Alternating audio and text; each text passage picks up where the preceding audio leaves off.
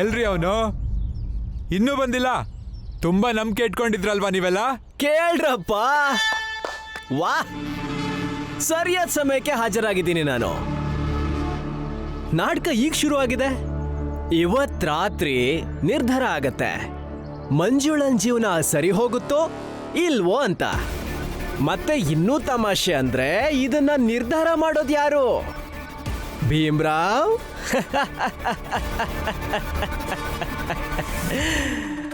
ರಮಾಬಾಯ್, ಭೀಮ್ರಾವನ್ barrister ದಾರಿಲಿ ಪಾಪ ಪ್ರಜ್ಞೆ ತಪ್ಪಿದ್ದಿದ್ರು. ಪಾಪ ಯಾರೋ ಕಟುಕರು ಸರಿಯಾಗಿ ಹೊಡೆದಿದ್ದಾರೆ. ಬ್ಯಾರಿಸ್ಟರ್ ಸರ್ನ ಆಸ್ಪತ್ರೆ ಕರ್ಕೊಂಡು ಹೋದ್ಮೇಲೆ ಬ್ಯಾರಿಸ್ಟರ್ ಹೆಂಡತಿ ಭೀಮ್ರಾವ್ಗೆ ಸರಿಯಾಗಿ ಬೈದ್ ಹೊರ ಕಳಿಸಿದ್ದಾರೆ. ಇಷ್ಟ ಕಥೆ ಮಾತ್ರ ನಂಗೆ ಗೊತ್ತಿದೆ. ಆಮೇಲೇನಾಯ್ತು ಅಂತ ಇನ್ನೂ ಗೊತ್ತಾಗಿಲ್ಲ. ಮುಂದೇನಾಯ್ತು ಅಂತ ಭೀಮನೆ ಹೇಳ್ತಾನೆ ಬಿಡಿ. ಅಲ್ಲಿ ನೋಡಿ, ಅವನೇ ಬಂದ.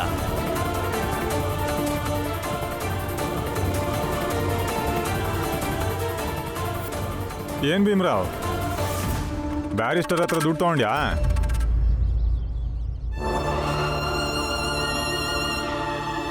ಇಲ್ಲ.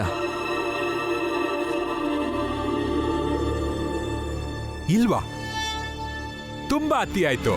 ನಾನಿನ್ ಹೊರಡ್ತೀನಿ. ಮಂಜುಳನ್ನ ನೀನೇ ನೋಡ್ಕೋ. ಸರಿ, ಹೊರಡಿ ನೀವು. ಅದೇ ಒಳ್ಳೇದೀಗ. ಪ್ರತಿದಿನ ಸಾಯಕ್ಕಿಂತ ಒಂದೇ ದಿನ ಮುಗಿಯೋದು ಒಳ್ಳೇದು. ಅಕ್ಕ, ಅಳಿ ಅಂದ್ರೆ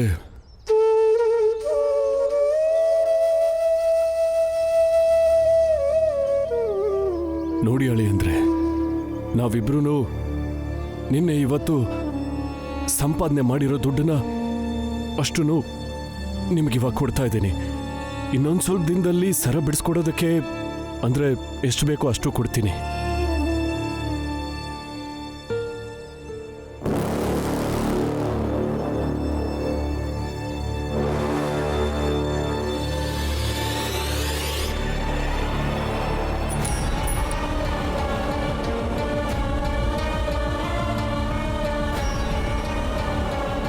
ನೋಡಿ ಮಾವ, ನಿಮ್ ಈ ಬಿಡಿಗಾಸ್ನ ನೀವು ನಿಮ್ ಹತ್ರನೇ ಇಟ್ಕೊಳ್ಳಿ.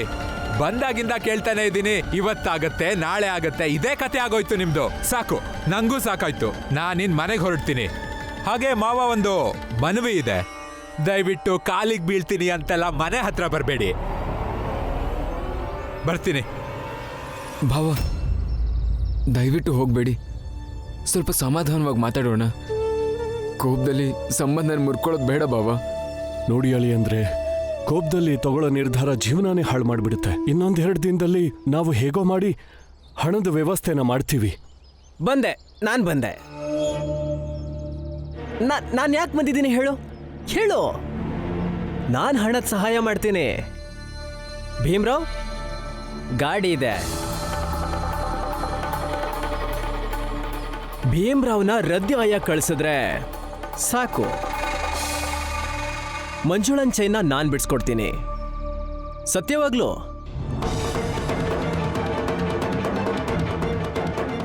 ನೋಡಿ ಜೋಶಿ ಅವ್ರೆ, ದಯವಿಟ್ಟು ನಮ್ಮ ವಿಷಯದಲ್ಲಿ ಮೂಗ್ ತೋರ್ಸಕ್ ಬರಬೇಡಿ.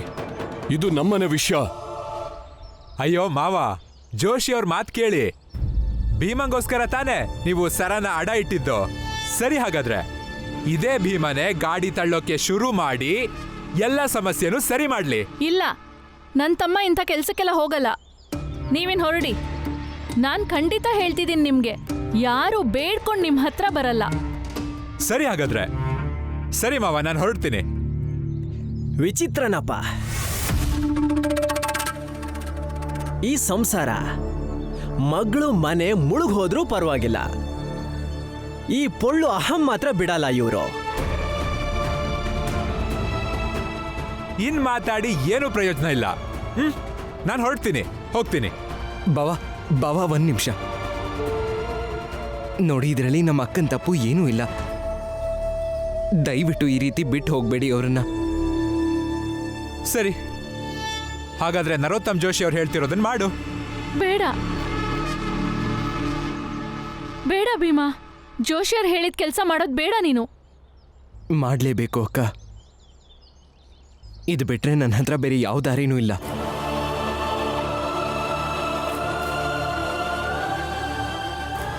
ನಾನು ಗಾಡಿ ತಳ್ಳಬೇಕು ಅನ್ನೋದೇ ನಿಮ್ಮ ಆಸೆ ಅಲ್ವಾ? ನಾನು ತಳ್ತೀನಿ. ತರಿಸಿ ಗಾಡಿನ, ಕೆಲಸ ಶುರು ಮಾಡ್ತೀನಿ.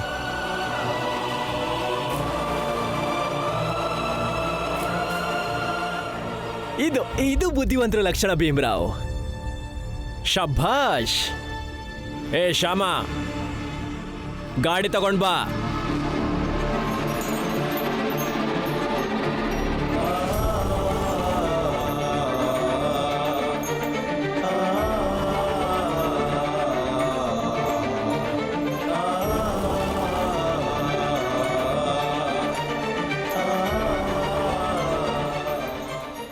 ಭೀಮ್ರಾವ್, ಶುರು ಮಾಡು. ಹೋಗೋ. ಮಂಜುಳಾ ಅಕ್ಕನ ಕಣ್ಣೀರು ನೋಡಕ್ಕಾಗದೆ ನಾನೀ ಕೆಲಸ ಮಾಡೋದಕ್ಕೆ ಒಪ್ಕೊಂಡಿರೋದು.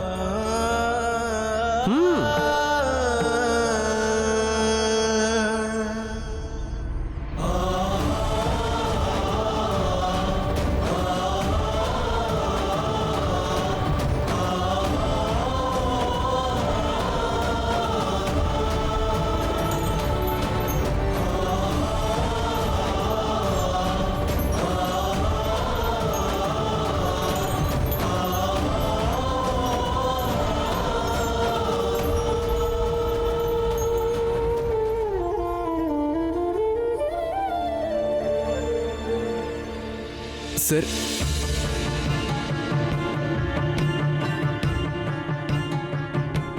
ಸರ್ ಸರ್ ಹೇಗಿದ್ದೀರಾ ಈಗ? ಅಲ್ಲ, ಈ ಸ್ಥಿತಿಲಿ ನೀವು ಇಲ್ಲಿ? ಹಾ, ಬೇಡ ಅಂತ ತುಂಬಾ ಹೇಳ್ದೆ. ಎಷ್ಟು ಹೇಳಿದ್ರು ನನ್ನ ಮಾತು ಕೇಳಲಿಲ್ಲ. ನಿನ್ನನ್ನು ನೋಡಬೇಕು ಅಂತಾನೆ ಬಂದಿದ್ದಾರೆ. ಆದರೆ ಭೀಮಾ, ನೀನು ಹೇಳದೇ ಇರ್ಬೋದು, ಆದರೆ ನಿನಗೆ ದುಡ್ಡಿನ ಅವಶ್ಯಕತೆ ಇದೆ ಅಂತ ನನಗೆ ತುಂಬ ಚೆನ್ನಾಗಿ ಅರ್ಥ ಆಗುತ್ತೆ. ಅದಕ್ಕೆ ನಾನೇ ನೇರವಾಗಿ ಇಲ್ಲಿಗೆ ಬಂದೆ.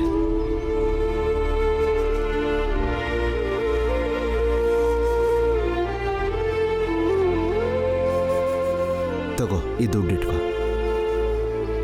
ಬೇಡ ಸರ್, ಬೇಡ. ಇದು ಸಹಾಯ ಅಲ್ಲ, ಅಥವಾ ನನ್ನ ಜೀವ ಉಳಿಸಿದ್ಯಾ ಅಂತ ಕೊಡ್ತಿರೋದಲ್ಲ. ಪಾಪ ಆ ಬಡವನ ಪರವಾಗಿ ತಗೊಂಡಿದ್ದ ಕೇಸ್ನಲ್ಲಿ ನಾನು ಗೆದ್ದಿದ್ದೀನಿ. ಅದಕ್ಕೆ ಆ ವ್ಯಕ್ತಿ ಕೈಲಾದ ಫೀಸ್ ಕೊಟ್ಟಿದ್ದಾನೆ. ಅವನು ಕೊಟ್ಟಿರೋ ಈ ಫೀಸಲ್ಲಿ ನಿಂದೂ ಪಾಲಿದೆ. ಯಾಕೆಂದರೆ ಪೇಜ್ ನಂಬರ್ 4 ಮತ್ತು ಪೇಜ್ ನಂಬರ್ 9 ಇರೋದನ್ನು ನೀನು ಹೇಳಿದ್ಯಲ್ಲ, ಆ ಸುಳಿವು ನನಗೆ ತುಂಬ ಸಹಾಯ ಆಯಿತು. ಅದರಿಂದನೇ ಕೇಸ್ ಗೆದ್ದಿದ್ದು. ತಗೋ.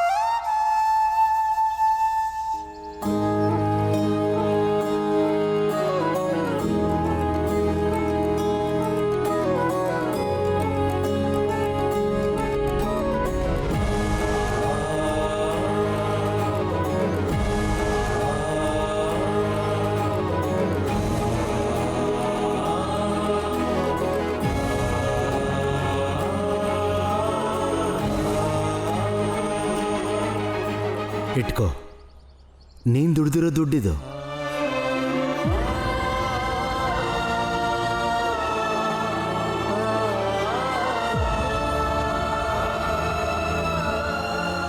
ಆಯ್ತಲ್ಲ, ಮಾತಾಡಿದ್ದು ಆಯ್ತು, ಕೊಡ್ಬೇಕಾಗಿರೋ ದುಡ್ಡು ಕೊಟ್ಟಾಯ್ತು. ನಡೀರಿ ಇನ್ನ. ಆದ್ರೆ ನನ್ನ ಮಾತನ್ನ ಸರಿಯಾಗಿ ಕೇಳಿಸ್ಕೊಳ್ಳಿ. ಭೀಮಾ ಇನ್ಮೇಲೆ ನಿಮ್ ಜೊತೆ ಕೆಲಸ ಮಾಡಂಗಿಲ್ಲ. ಹಾಗೆಲ್ಲ ಮಾಡೋದಿಲ್ಲ ಸರ್. ನನ್ನ ಕಡೆಯಿಂದ ನಿಮಗೆ ಯಾವುದೇ ರೀತಿಲೂ ತೊಂದರೆ ಆಗಬಾರ್ದು. ಅಲ್ಲ ಭೀಮಾ. ಬೇಡ ಸರ್, ದಯವಿಟ್ಟು ನನ್ನ ಬಲವಂತ ಮಾಡಬೇಡಿ.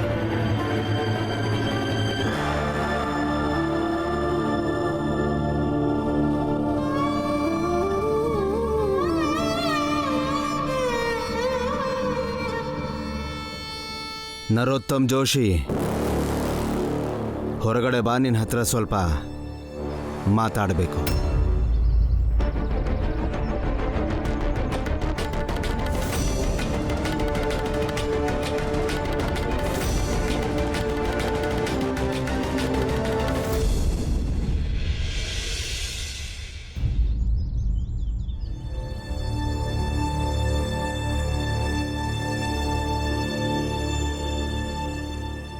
ಹೇಳಿ, ಏನ್ ಮಾತಾಡಬೇಕು?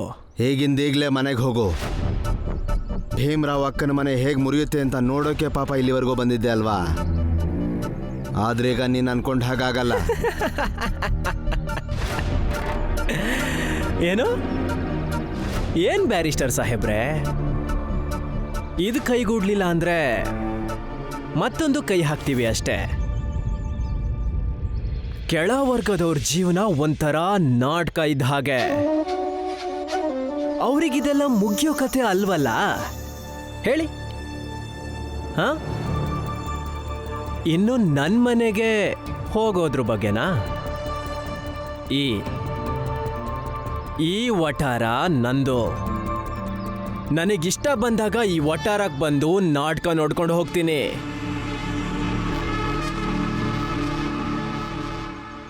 ಇಲ್ಲಿಗೆ ಬರೋದನ್ನ ನೀವಾಗ್ಲಿ ನಿಮ್ಮ ಕಾನೂನಾಗ್ಲಿ ತಡೆಯೋದಕ್ಕಾಗಲ್ಲ.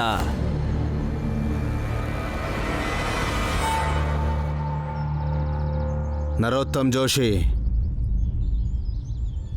ನನ್ನ ಮೇಲೆ ದಾಳಿ ಆಗಿರೋದಕ್ಕೆ ಈಗಾಗಲೇ ಕೇಸ್ ಓಪನ್ ಆಗಿದೆ. ಹೆದರ್ಸಿರೋರನ್ನ ಕರೆಸಿ ಪ್ರಶ್ನೆ ಕೂಡ ಮಾಡ್ತಾರೆ.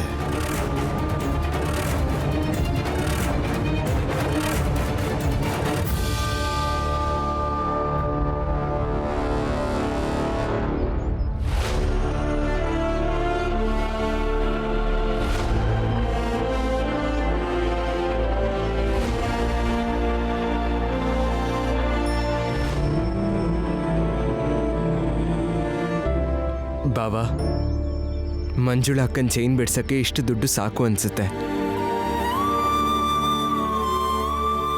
ಬೆಳಗ್ಗೆ ಅಂಗಡಿ ತೆಗೆದು ಕೂಡಲೇ ನಾನು ಹೋಗಿ ಚೈನ್ನ ಬಿಡಿಸ್ಕೊಂಡು ಬರ್ತೀನಿ. ಒಂದು ಕೆಲಸ ಮಾಡು, ಈ ದುಡ್ಡು ನನ್ನ ಹತ್ರನೇ ಇರಲಿ. ನೀವು ಸರನ ಯಾವ ಅಂಗಡಿಲಿ ಅಡ ಇಟ್ಟಿದ್ದೀರಾ ಅಂತ ನನಗೆ ಗೊತ್ತು. ನಾನೇ ಹೋಗಿ ಬಿಡಿಸ್ಕೊಂತೀನಿ ಅದನ್ನ. ನಾನು ನಾಳೆ ಬೆಳಗ್ಗೆ ಅಲ್ಲ, ಈಗಲೇ ಹೊರಡ್ತಿದ್ದೀನಿ. ನಡಿ ಮಂಜುಳಾ. ಮಂಜುಳಾ, ಹೊರಡು ಮಗಳೇ. ನಿನ್ನ ಬಟ್ಟೆನೆಲ್ಲ ತಗೊಂಡು ಹೋಗು.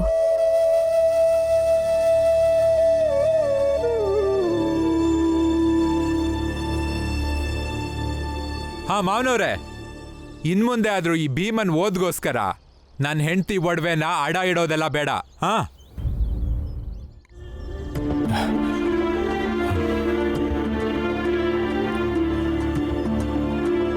ಅಳಿಯಂದ್ರೆ ನನ್ನ ಕ್ಷಮಿಸಿ. ಏನೋ ಇದೊಂದ್ಸಲ ತಪ್ಪಾಗಿದೆ, ಇನ್ನೊಂದ್ಸಲ ಹೀಗಾಗಲ್ಲ.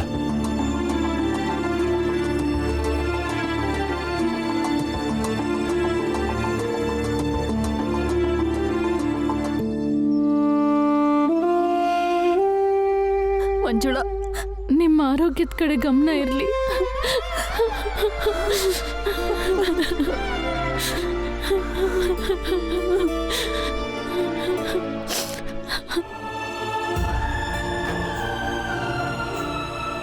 ಲಕ್ಷ್ಮಿ, ನಿನ್ನ ಆರೋಗ್ಯ ಹುಷಾರು.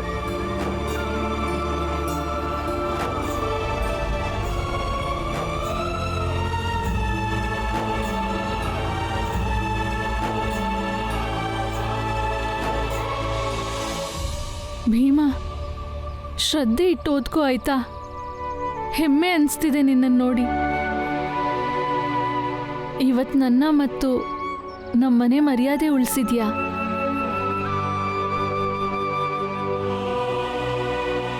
ಅಪ್ಪ, ಬರ್ತೀನಿ. ಆರೋಗ್ಯ ನೋಡ್ಕೊಳ್ಳಿ.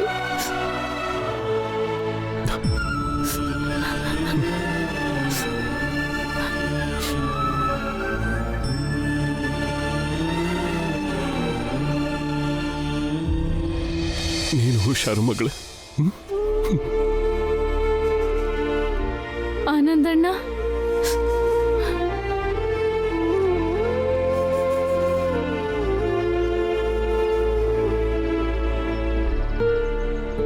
ಮುಗಿತಾ ನಿಂದು?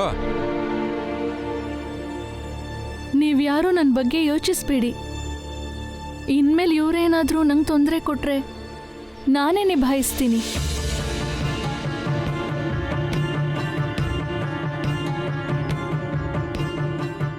ಹೊರಡೋಣವಾ ಈಗ? ಅಳಿಯಂದ್ರೆ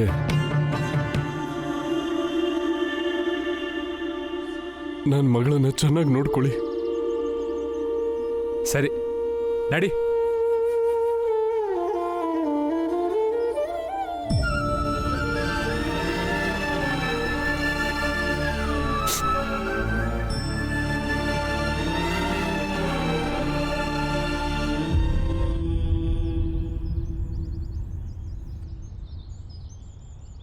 ಅಪ್ಪ, ಇದು ನನ್ನ ಮೊದಲನೇ ಸಂಪಾದನೆ. ಯಾಕಂದ್ರೆ ಬ್ಯಾರಿಸ್ಟರ್ ಸರ್ ಹತ್ರ ಕೆಲಸ ಮಾಡಿ ಪಡೆದಿರೋ ದುಡ್ಡಿದು.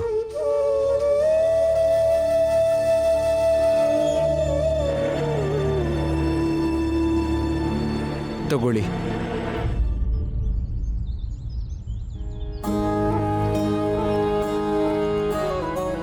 ಭೀಮಾ, ನನಗೆ ಹೆಮ್ಮೆ ಅನ್ನಿಸ್ತಾ ಇದೆ. ಈ ದುಡ್ಡನ್ನ ಮುಟ್ತಾ ಇದ್ರೆ ಏನನ್ಸುತ್ತೆ ಗೊತ್ತಾ? ನನ್ನ ಕನ್ಸೇನಿದೆ ನನ್ಸಾಗೋ ಥರ ಅನ್ನಿಸ್ತಿದೆ. ನೀವ್ ಕೊಡೋ ದುಡ್ಡನ್ನ ಮುಟ್ಟಿದ್ರೆ ಮುಳ್ಚುಚ್ದಂಗ ಆಗತ್ತೆ.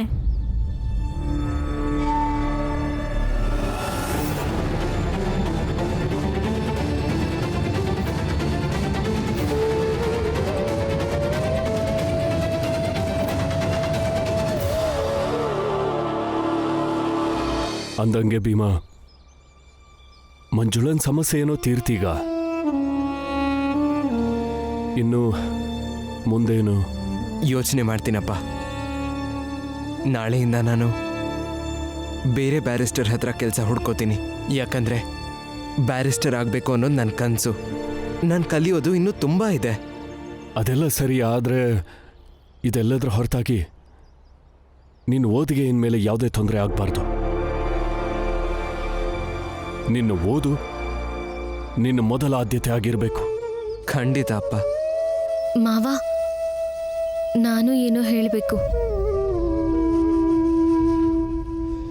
ಇವ್ರಿಗೆ ಅರ್ಥ ಮಾಡಿಸಿ, ಇವ್ರು ಎಲ್ಲೇ ಕೆಲ್ಸಕ್ಕೆ ಹೋದ್ರೂ ನರೋತ್ತಮ್ ಜೋಶಿ ಅಂತವ್ರು ಅಲ್ಲಿಗೆ ಬಂದೇ ಬರ್ತಾರೆ. ಮತ್ತೆ ಅವರು ಹಿಂಸೆನೂ ಕೊಡ್ತಾರೆ. ಇವ್ರು ಹೀಗೆ ಎಲ್ಲ ಕಡೆ ಕೆಲಸ ಬಿಡ್ತಿದ್ರೆ ಅವರಿಂದ ಹೆದರ್ತಿದ್ದಾರೆ ಅನ್ಕೋತಾರೆ. ಹಾಗೆಲ್ಲ ಏನೂ ಇಲ್ಲ ರಮ್ಮ. ಬೇರೆ ಜಾಗದಲ್ಲಿದ್ದರೆ ನಾನು ಏನು ಮಾಡ್ತಿದ್ನೋ ಗೊತ್ತಿಲ್ಲ. ಆದರೆ ಇವ್ರ ಹತ್ರ ನಾನು ಹೆಚ್ಚು ದಿನ ಕೆಲಸ ಮಾಡೋದಕ್ಕಾಗಲ್ಲ. ಈ ಬ್ಯಾರಿಸ್ಟರ್ ಸಾಹೇಬ್ರು ನನಗೆ ವಕಾಲತ್ ಬಗ್ಗೆ ಸಾಕಷ್ಟು ವಿಷಯಗಳನ್ನು ಹೇಳ್ಕೊಟ್ಟಿದ್ದಾರೆ, ಕಲಿಸಿದ್ದಾರೆ. ಇದನ್ನೆಲ್ಲ ನೋಡಿದ್ಮೇಲೆ ನನಗೂ ಅವ್ರ ಥರಾನೇ ದೊಡ್ಡ ಬ್ಯಾರಿಸ್ಟರ್ ಆಗಬೇಕು ಅಂತ ಅನ್ಸುತ್ತೆ. ಆದರೆ ನಾನು ಇನ್ಮೇಲೂ ಅವ್ರ ಜೊತೆ ಕೆಲಸ ಮಾಡೋಕೆ ಒಪ್ಕೊಂಡ್ರೆ ಆ ನರೋತ್ತಮ್ ಜೋಶಿ ಮತ್ತು ಅವನ ಕಡೆಯವರು ಅವ್ರಿಗಿನ್ನೂ ಕಷ್ಟ ಕೊಡ್ತಾರೆ. ಹಾಗೆ ಅವ್ರ ಹೆಂಡತಿ ನನ್ನಿಂದ ಇಷ್ಟೆಲ್ಲ ತೊಂದರೆ ಇಟ್ಕೊಂಡು ಹೇಗೆ ಸುಮ್ಮನಿರಕ್ಕಾಗತ್ತೆ ಹೇಳಿ? ಅವರಿಬ್ರು ಗಂಡ ಹೆಂಡ್ತಿರು, ಒಂದೇ ಮನೇಲಿರೋರು. ಇಲ್ಲಾರಮ್ಮ, ನನ್ನಿಂದ ಅವ್ರಿಗೆ ಮಾತ್ರ ಅಲ್ಲ, ಬೇರೆ ಯಾರಿಗೂ ತೊಂದರೆ ಆಗೋದು ನನಗಿಷ್ಟ ಆಗೋದಿಲ್ಲ.